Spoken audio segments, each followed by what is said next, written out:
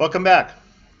Since we have 4 plays of Euripides in this course, we're going to insert the videos about the 4 plays of Euripides at their appropriate places in the historical narrative.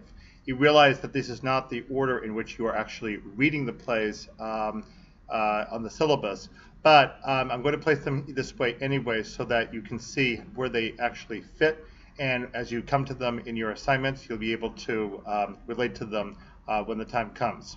So the first play we're actually going to discuss is the one that you're going to write the trial piece about for the main character, Medea. Now this play is a relatively early play by Euripides in the range of dates for his plays that survive. Medea, of course, is a fairly well-known character. She is the witch from the east who falls in love with the hero Jason, who has come from Thessaly in order to retrieve the Golden Fleece at Colchis. On the map, Colchis is way over in the eastern edge of the Black Sea, so it's quite a long distance from mainland Greece to get out there. And so it would definitely be regarded as the outer rim by the ancient Greeks. So Medea, of course, is an Easterner, and she's a woman, obviously, and she is a witch. She is practiced in the arts of sorcery and is a devotee of the goddess Hecate, who herself is connected pretty closely with witchcraft. So when Jason arrives, he is set upon by the king Euripides, who of course does not want to surrender the Golden Fleece. Euripides also is Medea's father. Jason is set upon by Euripides a couple of tasks. He has to go out into a field where there is a very dangerous fire-breathing bull present. He has to yoke the bull, and then he has to sow a whole field full of dragon's teeth. Not surprisingly, Jason is fraught with terror at the idea of what he has to do in order to retrieve the Golden Fleece. However, it happens that the goddess Hera shows up on the scene here. Hera and her,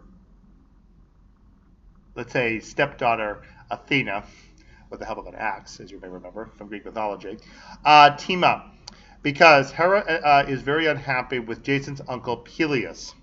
Peleus was in fact evil and had taken the kingdom of Iolcus, the home city for Jason, away from Jason's father Aeson, Peleus' brother. But Peleus refused to worship the goddess Hera at a critical point, and so Hera wanted to see Peleus outdone. So Hera arranges, together with Athena, to visit Aphrodite.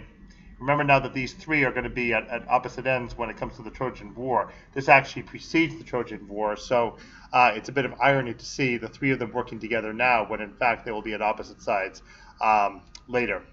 So Hera and Athena persuade Aphrodite to get Aphrodite's son Eros to go down and shoot Medea with an arrow that will make her fall in love with Jason. And Eros, in fact, does that.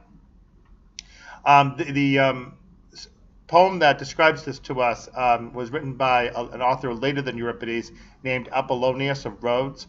It's a poem called Argonautica, and it's a 4-book epic that describes the travels of the Argo over to the east to fetch the Golden Fleece and return with them to Iolcus.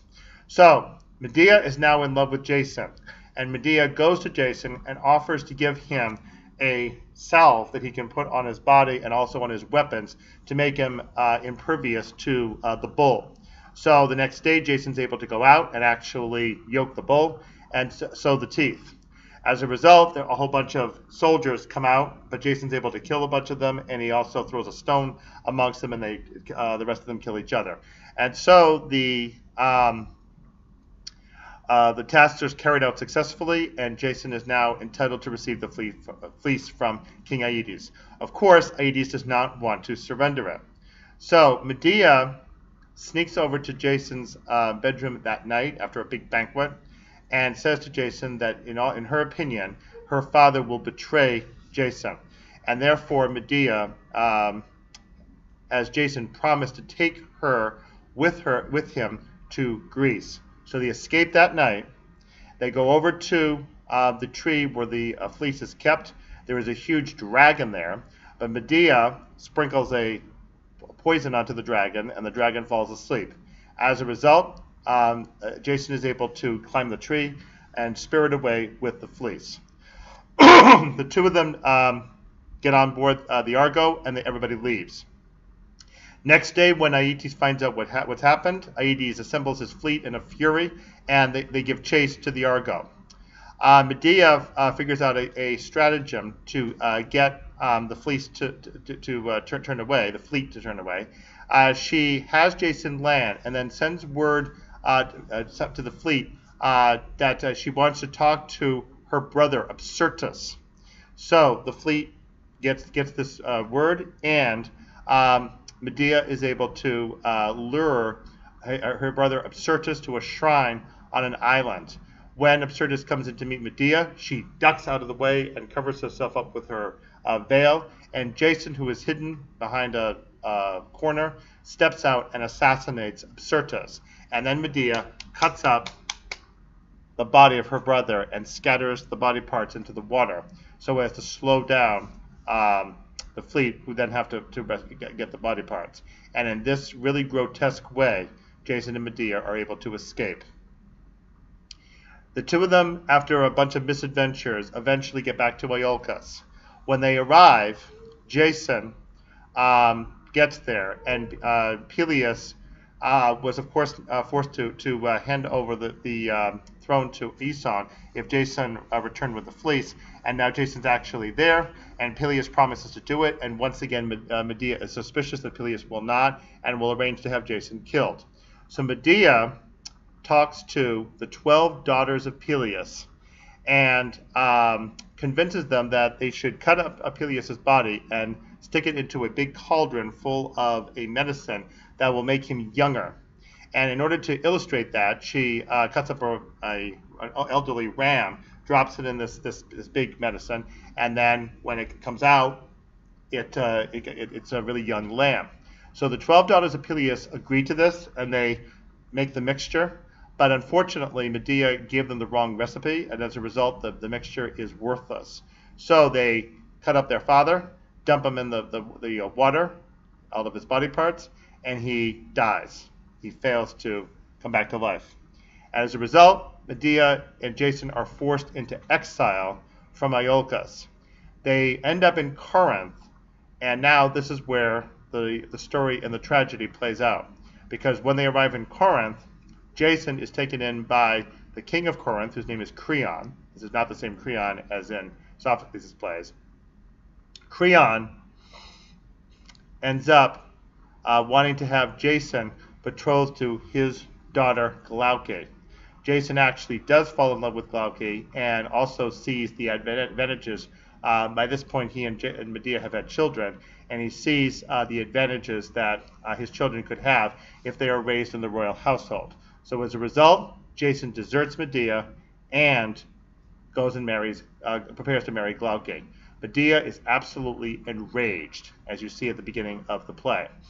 And so she concocts, first of all, to arrange with Creon not to be sent in exile, as Creon, in fact, wanted to do to Medea, manages to get a day's wait.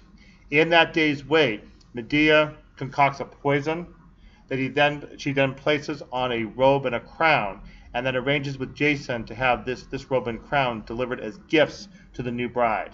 The new bride ends up putting them on, and the poison starts seeping into her skin and lights up on fire and consumes her. And when her father comes over to try to help her, he throws his body on top of her where she's lying on the ground, and ends up consumed himself. And right after Medea receives word that her scheme has succeeded, she then takes the children into a back room and she kills them. It just happens that Medea has secured two advantages for herself. One was that in the course of the play, she met King Aegeus, who was coming back from the oracle to find out why he was impotent. King Aegeus was on his way back to Athens. And Medea has Aegeus promise that if she needs any help, that King Aegeus will offer her sanctuary. And she says, yes, as long as you can get there. That, of course, makes Aegeus look pretty dumb. And this, of course, is the Athenian king. Maybe this was not the best message to give to the Athenians in 431 BC when they're just about ready to fight the war with Sparta, possibly. That might be an explanation for why this play gets third prize. So Medea basically is a criminal that's being housed by the Athenians. So after she cuts up the bodies of her kids, then she jumps on her nice, conveniently provided dragon chariot. That's the second advantage that she had. This dragon chariot was available for her from her grandfather, the sun. As a result, Jason is left deserted at Corinth. He actually one day falls asleep on the broken remains of the Argo, and the mast falls on top of him. He had actually been given an oracle that the Argo would one day kill him, and this is what actually happens to him. He ends up being killed by his own ship. So Medea gets to Athens, and then we have a further problem at Athens because Aegeus has a son of his own, Theseus. And Theseus will travel from Troyesden, where he was raised in exile, to Athens. He goes by land, even though that's contrary to advice given to him, and rids the land of a whole bunch of monsters. When he finally arrives at Athens, he is invited in and as a guest, and Medea knows who he is, but Aegeus does not. So when he sits at the table, Medea has prepared a poisoned cup for him and offers it to him to welcome him to the banquet. Theseus is just about to drink, but then gets suspicious of something about the wine, and so he draws out a sword that he's going to use to cut meat on the table. The sword was one that had been hidden previously under a rock back at Troyesden, and Theseus had to lift up the rock and retrieve this sword, and that the sword was the proof of his birthright. So, of course, when Aegeus sees it, he immediately welcomes in Theseus, strikes the cup away from him, and Theseus is saved. And at that point, Medea runs out, jumps on her dragon chariot, and flees off to parts east. And we don't hear much of her again after that, except that she apparently has a son named Medus over there, and Medus is the ancestor for the entire Median race that's out there. So Medea has quite an adventurous time and a murderous time. Now, just to put it in perspective, what could have gone wrong with this play in 431 BC? This is, after all, the play that earned Tony Awards for both Judith Anderson and Diana Rigg on Broadway, performing the title role. This is a tremendously popular play and probably one of the most memorable that anybody will ever read. So why was it so badly received at Athens? Well, for one thing, again, King Aegeus, looking out like the doddering old fool that he is, certainly puts Athens in a very bad light, because the Athenians end up being the ones offering shelter to a criminal. But the other problem, obviously, is that Medea gets away with her crime. This is contrary to the notion of tragedy, that somebody who acts in an overbearing, hubristic way should eventually be brought to task for what they had carried out, and should suffer some kind of a tragic outcome. This does not happen in the case of Medea, and probably the convenient escape of the dragon chariot was maybe just a little too much for the Athenians to take. So in any event, this play does not work. There's one final little detail that you should know about, which is why we have a blue snake here.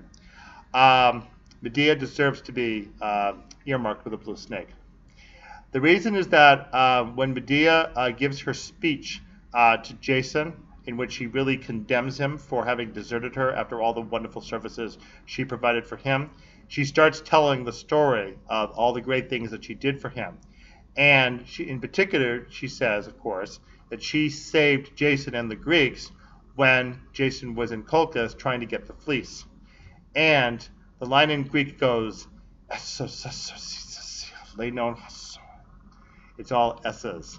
It's an alliterative line that Euripides puts into his Greek of all sigmas as Medea hisses like a snake her angry riposte against Jason for his horrible treatment of her. And the impression we end up getting from the play is that the Corinthian women, as well as Medea herself, feel that Jason has it coming. And although Jason is given words of defense in the end, he looks like a pretty hapless victim who brought his troubles on himself. Okay, in the next video that we will have related to a play, we will take a look at Euripides' play, Trojan Women. We'll see you then.